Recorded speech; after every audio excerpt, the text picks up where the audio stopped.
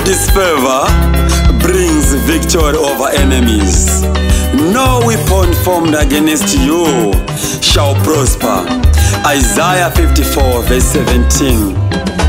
Trust in Him and you will overcome challenges. His blessings will shine through you and your success will be a testimony to His power. Stay strong in faith and watch God's plan unfold, bringing triumph and joy in the face of adversity.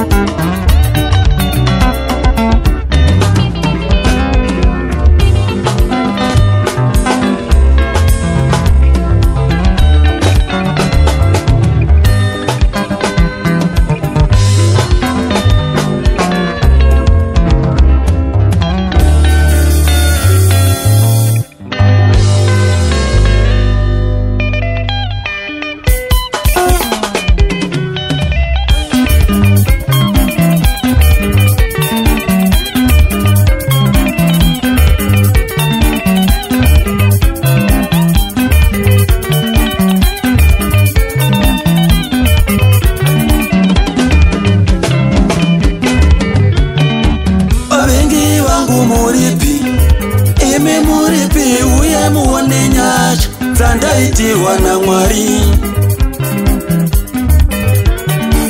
Vavengi vangu muripi, imi muripi, uye muone ngoni dzandapiwa naYave. Vavengi vangu muripi, imi muripi, uye muone mashura andaitirwa naJesu. Vavengi vangu muripi, imi muripi, uye muone upfumi wandapiwa naMwari.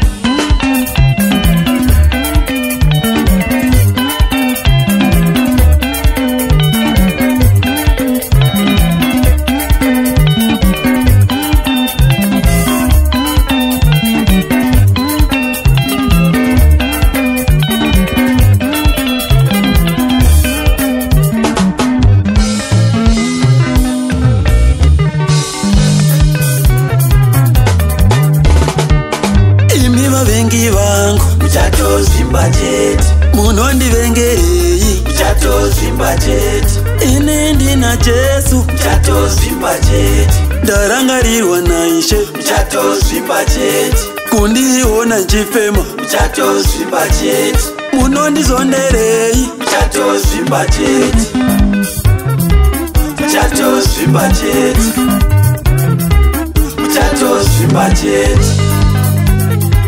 muchatozvimba chete.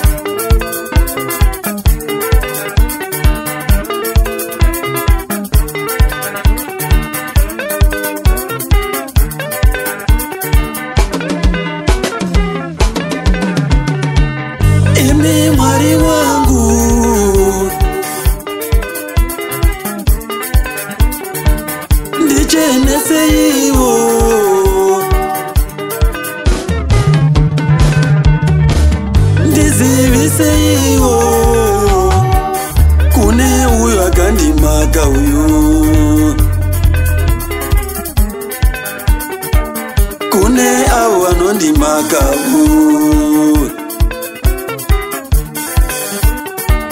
Kune avo vanondizvonda.